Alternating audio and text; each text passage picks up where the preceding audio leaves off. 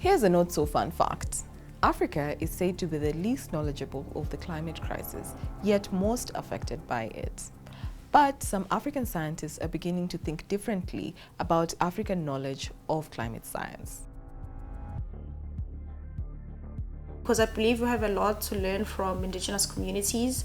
As scientists, we might have all the scientific research, but there's also a lot of things that we don't understand that local indigenous communities know more about. So I'm hoping there's a lot of local and community inclusion, as well as just our voices being amplified on the global stage as African researchers. It's on this basis that she, along with other scientists, are working on IMIZI, which is a collaborative project with the Xhosa community. So my research is kind of a collaboration of different stakeholders, the Rhodes University, SIAP Institute, as well as Gama Trust, which is a local indigenous community. My PhD research aims to restore, increase habitat complexity of urbanized coastal environments along the southeast coast of South Africa. Human activities are the biggest contributor to the climate change crisis.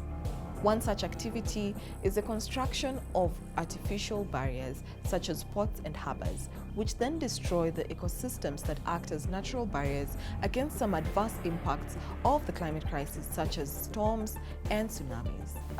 Urbanization is a big problem, so when you walk around the coast, it's not the same anymore. One thing that you notice is how much of the coastline is changing from just natural sandy shores, from natural rocky shores. You see more and more of man-made structures, housing, harbors being created, and more people are building concrete seawalls along the shoreline just to protect their housing from the sea level rise. A critical component of these ecosystems are the organisms that breed and feed on the natural reefs and shores. So as we build, we destroy the natural grounds on which they feed and breed, and therefore risk impacting the entire marine ecosystem. But here's some good news. We can keep the ports and the organisms, and the answer is these Xhosa mats. Designed using ancient knowledge and handed down to the isiXhosa women, these mats that have been used for many years now find new use in saving the planet. We have created nature-based structures which we've retrofitted in urban coastal sites. So the aim of it is basically just to increase these concrete homogeneous structures, increase the complexity, which eventually will increase the biodiversity within these man-made coastal environments. So we've combined the science side of things, which is ecological engineering, with the indigenous knowledge practices of weaving to co-create these nature-based structures.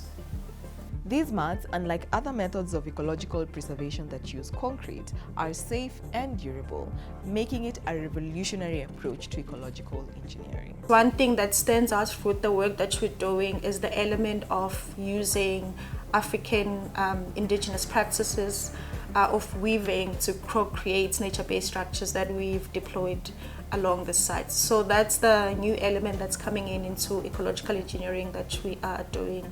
But an even greater revolution is the African agency around the climate crisis. One important thing that I've been doing actively is getting engaged in platforms on social media. So there's a lot of platforms on social media that try to address the issues of climate change. So being active through those social media platforms, and also just being able to have the opportunity to travel to international conferences where you present your work. In that way, you're able to just put your African research or local research out there to the global scale. Even you can be part of making a difference for the continent and the world at large.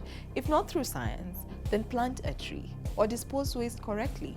Walk instead of driving, or share this video so that more people can be on the know. It's the African thing to do.